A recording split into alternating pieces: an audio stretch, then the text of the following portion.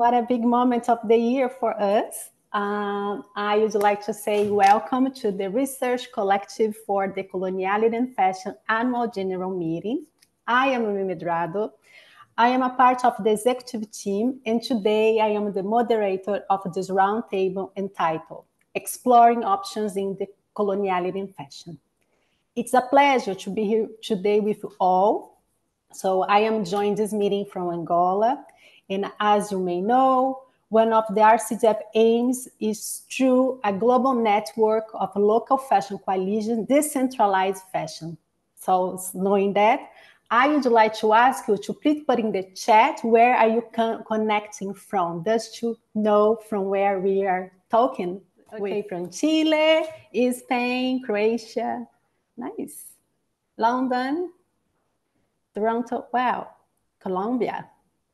That's so nice. This is an exciting meeting where we are just meeting different people from different places, from the Netherlands. So we are just coming from different background. So going tonight for our agenda. So the RCDF annual general meeting is held once a year. It's a time for the foundation to report its activities. So for that, it's important to say the RCDF annual report can be found and downloaded on the RCDF website. So the RCDF annual general meeting is a moment where is a moment in the year where the advisory, supervisory, and executive teams meet collectively with the RCDF community. It's the time to reflect, discuss, and engage in dialogues on decoloniality in fashion landscapes. This year, Angela and I came up with the idea of having this roundtable to explore the colonial options in fashion. So in a few minutes, we will have the opportunity to listen to Sandra, part of our advisory board, Rosetta Nielsen, part of our supervisory board, and Erika de Greef, part of advisory board, and Angela Jansen, the RCDF director. I'm going to be here being the moderator and engage with the conversations and what it's up to. So what they will do, they will engage in the explorations of the colonial options in fashion from different positionalities and perspectives. You're going to feel and you're going to see. So I hope you are looking forward as much as I do. If you have questions or comments as they speak, either share their knowledge, please put it in the chat. We are also expecting to have a conversation, respond to what is being shared. So, and then you can have questions, suggestions, feedback, or ideas to engage in a conversation lively in how we can explore the options in decoloniality. So last but not least, regarding our agenda, right after this roundtable, we're going to have 5 minutes break, and we have the third Fashion Film Festival. Please stay with us. The film festival is going to be moderated by Tamara Poblete, who is also here with us. Thank you. I hope you all enjoy. And I give the word for Sandra. Thank you, Mi. Nice to be here this evening with everybody. Evening here, I might be another time elsewhere. I'm kind of filling in. I'm an acting chair tonight of the advisory committee with RCDF, and I've been with RCDF for quite a few years, probably a decade or more, as our chair couldn't be here, Rolando Vasquez. Okay, so just before, a few days before our meeting tonight, Angela expressed some concern about decoloniality in fashion becoming a trend. And she's expressed this concern before, and I think it's a very valid concern. So I decided to focus my remarks this evening on that. She's been our fearless leader for some time, and I think her words deserve a lot of attention. I'd like to bring your attention to the notion of rogue. It's a word I love. We could see, I'm going to make the claim that RCDF is going rogue. I looked up the definition of rogue, and it's behaving in a way that's not normal or expected. So somebody goes rogue when they're doing something totally off the wall, unexpected. They're no longer obedient, they don't belong, they're not acceptable, and most important, they're not controllable or answerable. So they're very much a threat. And if you think about fashion, fashion is probably one of the, if not the most powerful signs of belonging within a group or falling outside of a group. Fashion has been dealing with rogue dress, what I call rogue dress. Rogue dress is something that hasn't fit within the boundaries of fashion. I'm just calling that this evening. It's not an accepted term in the discourse, but we all know what fashion has done with dress forms that don't conform to that industrial dominant society norm. They're erased, they're denigrated, they're appropriated. The makers are conscripted to do something for fashion. And when all else fails and the robe dress becomes very popular, then it's co-opted by fashionalization.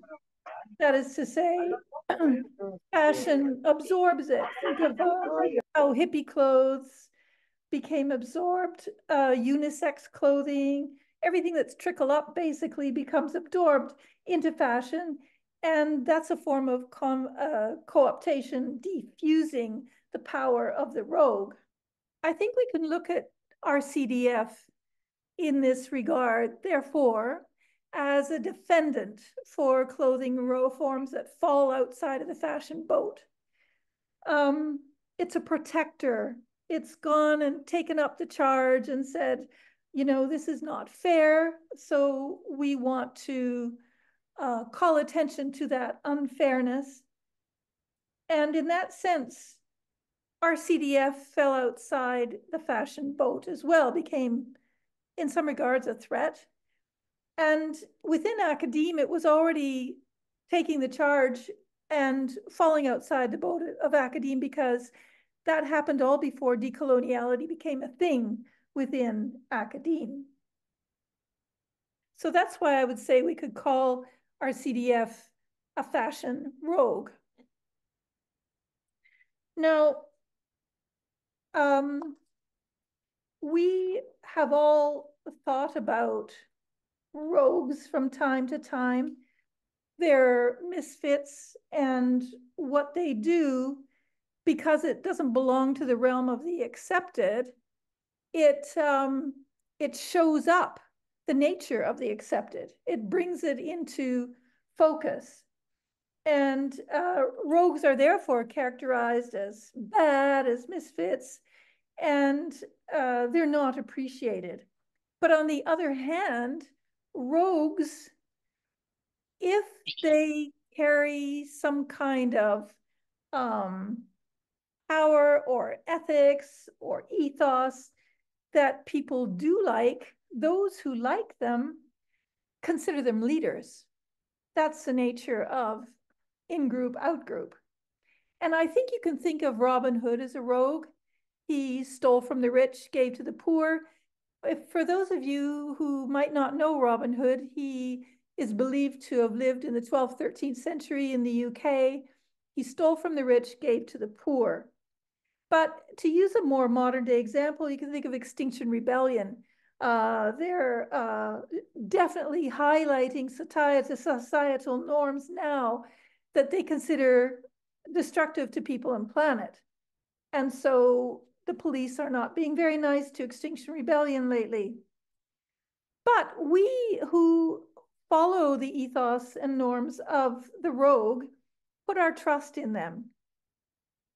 I think you could say Jesus was a rogue, and we have certain expectations of rogues that they will stay on course, that they will be true to their values. And so we would be pretty upset if Robin Hood became a slave owner, or if Extinction Rebellion started to take money from Shell. we experience a deep sense of betrayal. So that's a kind of background for when I talk about RCDF as the Robin Hood of fashion, supporting restitution, revitalization, restoration, re-engaging with people who've fallen outside the boat, repairing the damage that's been done, rethinking fashion, reimagining fashion so that that unfairness is no longer prevalent. And this is important because I think nowadays, as Angela was saying, there are many people who are finding decoloniality fashionable or trendy, and maybe are not necessarily understanding the nature of decoloniality in fashion. Roguery is not saying, hi, I'm from the global south, I'm fashionable too, even though I've been discriminated against for so many decades. Instead, it's changing the ways of fashion. The same goes for anybody outside the boat, not just the global south. Decoloniality in fashion is a very difficult theme, and that's because fashion is centrally colonial. It is a foremost expression of coloniality. So decolonial fashion, you could say, is an oxymoron. It's a contradiction in terms, and you have a hard time finding it in the same sentence unless there's a different definition of fashion or unless coloniality is not understood. Coloniality pervades all of fashion.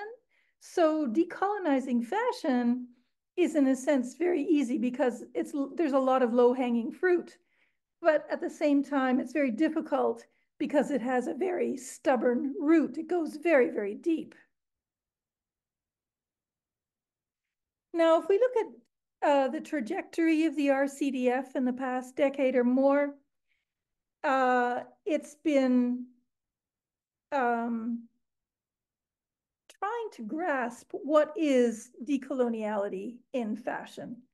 It's not that easy a question to answer. So it's been thoughtful. What is industrial dominant fashion? How did it get to be the way it is? How does it operate? How is it expressed and enacted by fashion? And then on the other hand, what would then fairness look like? What is the alternative vision in fashion? How can we envision it? What is decolonial fashion? Now, RCDF started in the academic world with presentations, conferences, raising awareness, trying to garner attention for a different way of having fashion, being fashion, doing fashion. And it partnered with academics all around the world. It was very successful at this, even though it was hard work because there was no institutional support and no money. It was very much within the academic frame when it started out, even though it was preaching a different gospel. Then as time passed, I would say there were transformative moments or transformative nodes in the trajectory. And I'd like to mention just four. Of course, there were many in the course of all those years, but the first was the formation of an advisory committee, and that was a constant group of support that could support Angela, basically, because she was RCDF in the beginning. And then there was a gradual introduction of key people, and we can think of Erica and me as good examples with their dedication, their energy, their insights, their background. And then we could also think of Rolando Vasquez, who's been very, very inspiring for the RCDF through his words, written and oral, his lectures, and his decolonial summer school. I think it's upon meeting him and listening to him that the open style conversations began with RCDF, because that was a moment when we wanted to look at how we could walk the talk. It's not just about ideas, but it's about living those ideas, performing decoloniality, not just preaching decoloniality. Another pivotal moment was when we made application to curate the state of fashion here in the Netherlands, a leading a fashion exhibition that takes place every 2 years. We weren't successful in our application, but we worked very hard on it. And that process of writing that application actually gave birth to the Global Fashioning Assembly. That's when those ideas came to fruition. So it was another experiment in operation, walking the talk, trying to be consistent with decoloniality, daring to go outside of our comfort zone, and working more bottom up, giving away the power. And in all of this, I'd say raise your glass, your fictive glass, and just take a very brief moment to say cheers to RCDF, because in 10 years' time, they've done an awful lot with incredible dedication, energy, goodwill, excellent ties with people, and just staying the course. It's been really brilliant. And now we're at that moment of an AGM. It's 2024, and the big question is, what will happen now with RCDF? Could RCDF become a victim of its own success? And I think that's the question I started off with at the beginning when Angela was saying, might it just become a trend? And I think it's not just, oh, it'll become a trend, but I think that's a stab at the very heart of what RCDF stands for. Because fashion is highly susceptible to co-optation. Fashion, as I pointed out earlier, when it sees rogue fashion getting anywhere, it co-opts. And fashionalizing is easy to do because everybody likes to be in the boat, to be admired, to have status. And fashion is one of the foremost carriers of colonial thinking and being. So it's so easy to be co-opted by the fashion system. And when non-fashion traditions start to operate like fashion, with designers, workshops, marketing, following market trends, adopting top-down systems, and taking the place of commons and collectives, that's when capitalism is actually using fashion to expand rather than decolonial fashion expanding. And I think that's an absolutely key thing to keep in mind. So the question here, or the statement, decolonial fashion is not synonymous with fashion from other cultures or systems. It's a deep critique of coloniality through dress and alternatives. So if RCDF is expanding, pulling people into the RCDF fold, and people are getting excited, particularly with the GFA, the Global Fashioning Assembly, seeing all these fashion expressions around the world, there's a risk there. It's a very risky step for RCDF to take because it runs the risk of losing its rogue status and being only about international fashion initiatives and not about how international fashion initiatives can actually deconstruct and revise fashion. And so that's why I'm saying Robin Hood must not fall off his horse. RCDF has to stay in the saddle. Now, another reason why this is such a risky step is what I call the interface. Everybody in the world needs to eat, needs to have food on the table, needs to find money to do that. So we all are inevitably dealing with and participating in the global economic system. By default, we can't get outside it. That's what we're trying to learn how to get outside of, but we have not yet achieved that. And at the same time, we're trying to nurture the alternative to the fashion system. That there is a basic, very important tension there. And I think that's what Angela is referring to. I'm saying that we face a choice. Decolonial fashion can continue to lead in the area of decoloniality in fashion and through fashion, or it can be co-opted and forfeit its leadership potential by potentially becoming too popular, or its membership not quite understanding what decolonial fashion is. So that's the question I'd like to leave with everybody here. I think that's the challenge that faces RCDF. It's what keeps Angela awake at night.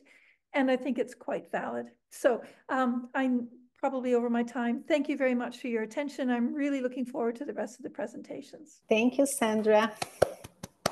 Thank you for this wonderful presentation, so provoking, a lot of thought-provoking. So we probably you try to search our soul, right? To keep searching our soul to find answers for that. So it was brilliant to see how you presented the RCDF trajectory and how we have been not just doing in the idea of practitioner, but thinking how we are doing that on daily basis. I think it's the most challenge that we face every day when we talk about activities, when we think about how to approaching meetings, the course now that we are organizing. So all those things is always something core of our hearts.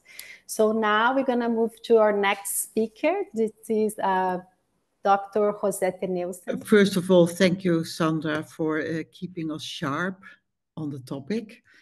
And and I think it definitely is true that, we need to be aware. And I think I'm primarily talking to Angela in my role as the chair of the supervisory board in just generating money and see how we actually can just bring a little bit of, an infrastructure and an institutional support, which is also necessary, I think, to bring RCDF a little bit further and give it a little bit more stability. At the same time, I think we really need to be aware what the core is of decoloniality and what we are addressing as a topic, and that there is always the danger of being encapsulated into a fashion system. And also, there might be also, I think it's much more probably why a topic that has become, maybe you can call it fashionable, but something I think much more known and widespread, and a concern of everyone that we need to be, much more talk about diversity, or also in sort of inclusive fashion, if you can call it fashion. I very much agree with Sandra that we probably need to rethink fundamentally, or maybe even keep ourselves out of it. And there are a lot of learnings to be learned from the other traditional or, other cultures and the way they are, the in-depth meanings, what is, what clothing can mean and the culture meaning of it. So I think there's a lot of value and lessons learned from other cultures. On the other hand, but then I'm speaking with my head of the being on the supervisory board. Actually, I'm relatively happy with the fact that it is a much more decoloniality is much more on the table. So it also means in the Netherlands, where we try to generate a little bit of, money from different foundations.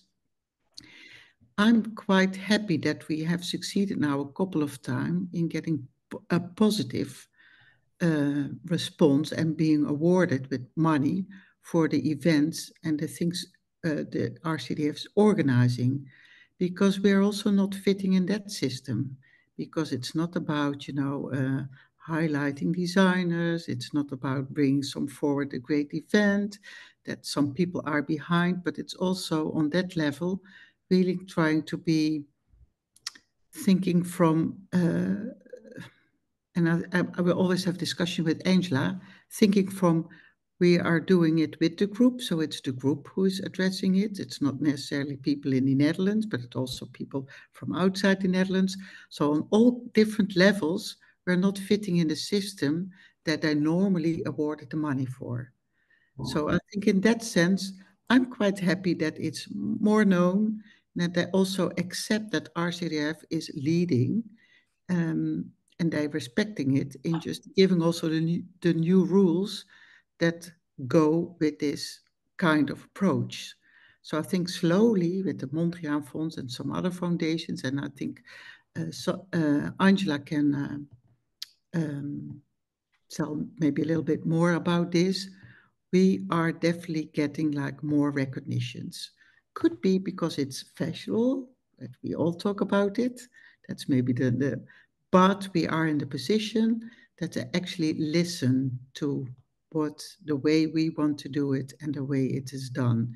And I think that's the positive message from my side. And again, I couldn't more agree with Sandra. We really need to stick to the rawness, to be, the really just being critical, being well thought through, and making sure we have a whole community of people who are together really, how do you call it?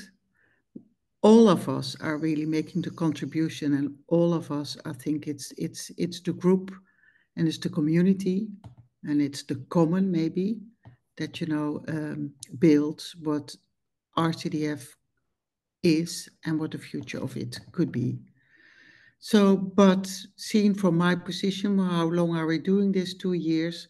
We've made progress. It's still small. We are still in the niche, but we're getting, I think, definitely some recognition here. Thank you, Jose. Thank you.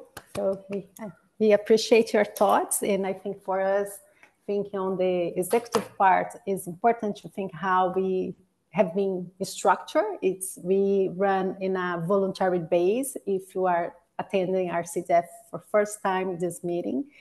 And we basically work through project to project and try to raise money as the project comes. And sometimes we are not so lucky, sometimes we are.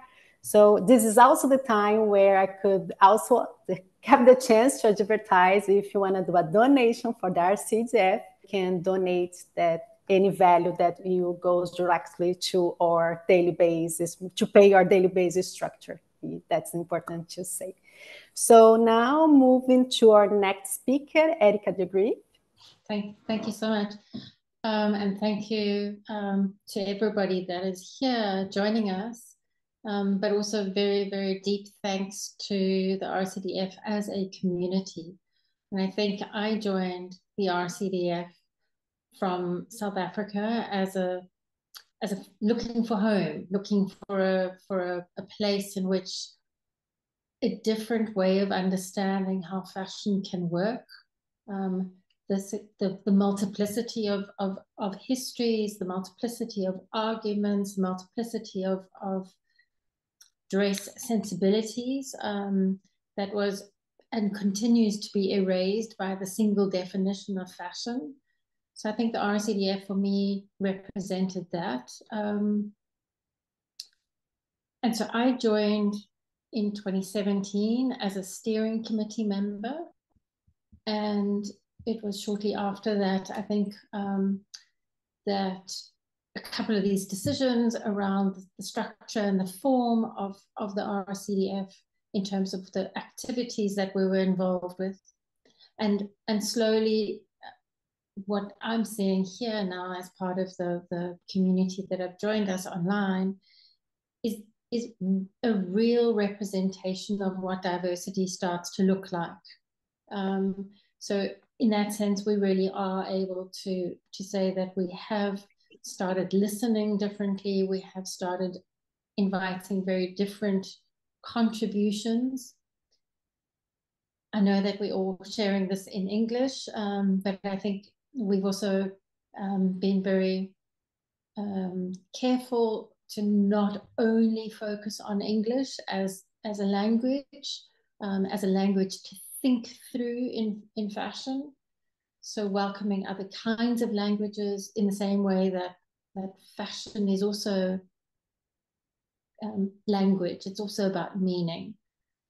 And then I just want to, I think, Sandra, I think you're pointing to rogueness, but I think so much of decolonial work in terms of thinking through the non-normative space or the alternatives. It's not necessarily always everybody coming from the same place of being rogue. And so I think we need to just tread that a little bit carefully, because I think some people it's it's coming from a place of purity. It's coming from a place of belonging. It's coming from a place of community, and not necessarily. So I think we always also having to really pull apart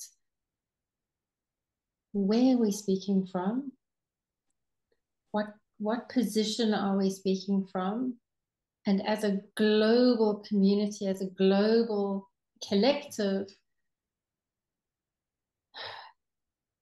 how do we have a multiple voice? How do we have a multiple voice around ideas, around knowledge, around understanding, and even around definitions of fashion? So I think our work is quite difficult and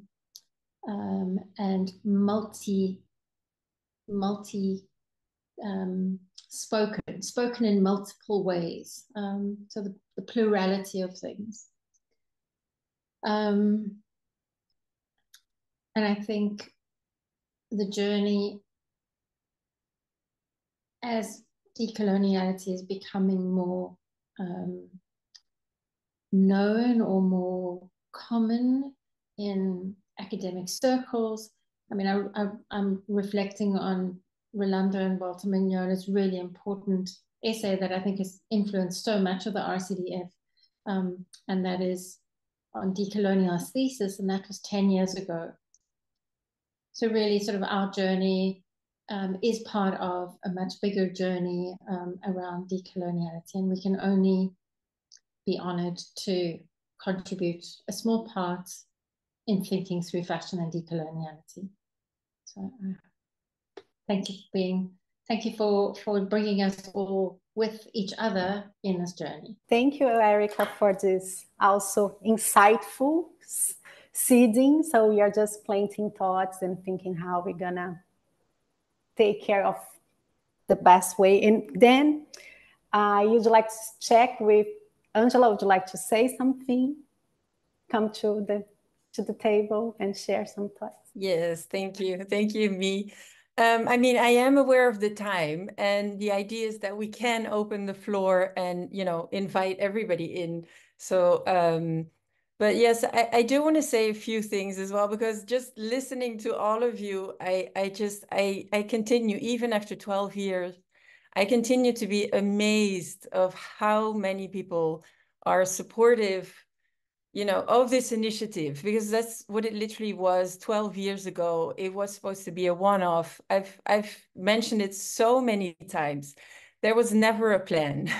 There was never an idea that 12 years later, we would still, be here, do this and come together, that it continues to come together. So that is something that each year, I can't help myself to point that out, how incredibly shocked and grateful I am that we're continuing this work, that we're still doing this, and that we're growing. That is also, I think, amazing. And that is something that has really, really struck me this last year, I think, with the Global Fashioning Assembly, which Sandra already pointed out. It was an idea that we formulated for the State of Fashion, I think 4 years ago, I don't remember. And that we were just like, okay, they didn't accept it, but you know what, we're going to do it anyway. And you know what, we don't have any funding, but we'll figure it out. And we did eventually find some funding. That was actually the very first funding we ever got. But just by, I think that defines us. That defines us as the collective, is we're just going to do it. We'll figure it out. We'll make it work. We don't know how, or, how many people will turn up. That's another thing. But we're just going to do it. And then people turn up. People do turn up for who it matters, for who it is important. And then maybe that brings me to Sandra, is yes, there's this danger of becoming fashion. But then again, it just feels like, I'm not going to say we're pure or we're this or we're that, but it comes from a place, I think, of people that are really, really, really touched by coloniality, and therefore the need, often on a personal level, for decoloniality. But yeah, that of course makes a lot of people wonder why, you know, this white Western European woman is running a collective on decoloniality and fashion. And I've had that question a lot. Don't worry, I have had it a lot. And I've asked myself that question numerous times, especially over 12 years, you know, of doing this. You wonder why. But I think Francesco put it in the chat that the last year, even more so, I've come to realize that decoloniality is almost becoming a conversation of the global north, because the people in the global south are living decolonially or have decolonial systems, or, you know, so it is, let's say, the global north that is keeping the coloniality in place, that is perpetuating it, that is perpetuating the violence. So on the one hand, I understand the call for, you know, the need to decolonize decoloniality, if I may quote Tamara, who is with us today. And I understand that, but I also have really come to experience from a firsthand how this conversation absolutely, definitely needs to happen also very much in the global north. Again, I don't want to take up more time because we only have about 15 minutes to open up the floor. But I want to thank everybody for being here. And especially, again, you know, all these people that have supported me for so many years, believed in me, but then, you know, went beyond that and became the collective. Maybe it started out with me, but it's been many years that it's no longer me, but really the collective effort. And I can only be incredibly grateful. So words cannot express it. Thank you so very much. And please, can we open the floor? Share your ideas with us, share what is missing, what is bothering, what, you know, maybe the collective was able to bring you or support you, or this is our moment. This is our moment to meet, to take a moment to reflect and, you know, be critical towards ourselves, or, you know, what or how we've been doing things and how we can move forward together. Thank you, everyone. Yes, thank you. Thank you for making the space for us to bring the idea. So as you can all see, RCDF has had a different formation over the years, right? So we talk about several ways that have we been trying to address the coloniality in fashion. So itself, RCDF is exploring options in fashion as we go. So thinking about how to have a multiple voices, I would like to, so we have the chat, people has been writing on the chat. So if who is writing the chat, would you like to speak up? You're welcome. But I would like also to invite our colleagues from other coalitions that are in the Global Fashioning Assembly. I see some faces here. I'd like to invite you to come to say some words, to share something that's affected you, that touches you tonight. Hello, Mi. Hello, Tamara. And thank you, Angela. And thank you all for the space and the event here. Congratulations. I'm very thrilled. I am Susana Avelar, and I'm from Brazil. I'm from São Paulo, and I am a professor from University of São Paulo, and I study fashion as a subject for more than 20 years. So my thoughts here in the chat were about one thing I understand, as we all have been talking here, that fashion is about gaze and it's about how we relate to each other through dress and silhouettes. And so first of all, we have to stop expecting to see in the others what we want to see, how we want to see them. That's my first proposition. And I'm saying that remembering one lecture that Tamara Poblete gave in Italy. Tamara, remember that when I first met you. that was something very important to me to think things like that. Your lecture, so that was moving, completely needed. So Tamara showed us how the others see us from South America. And she said, do you see how awkward that can be? And only picturing this image.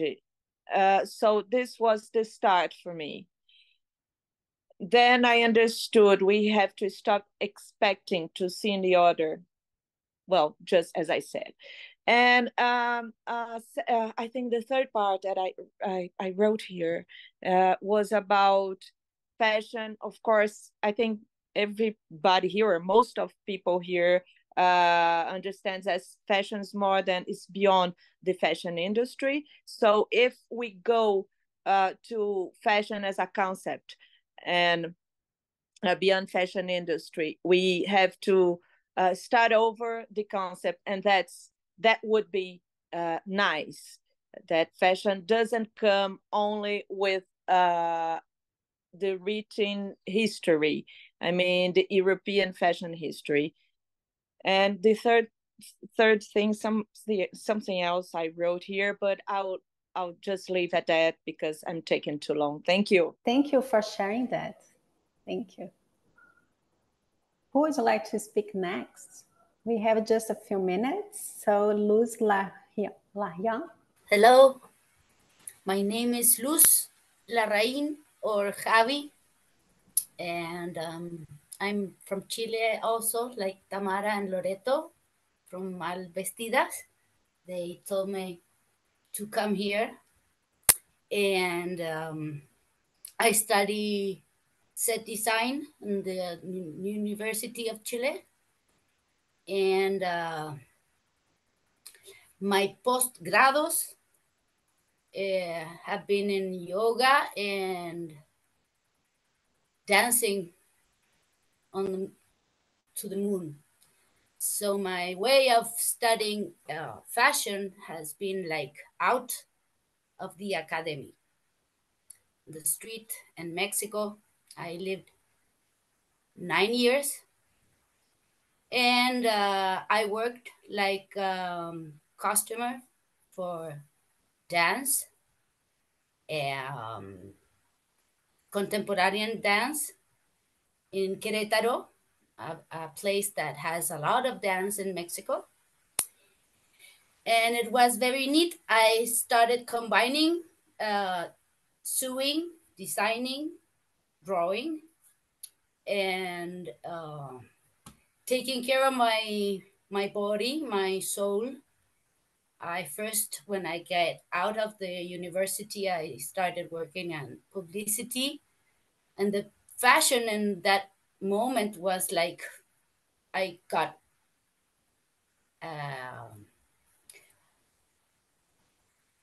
collapsed.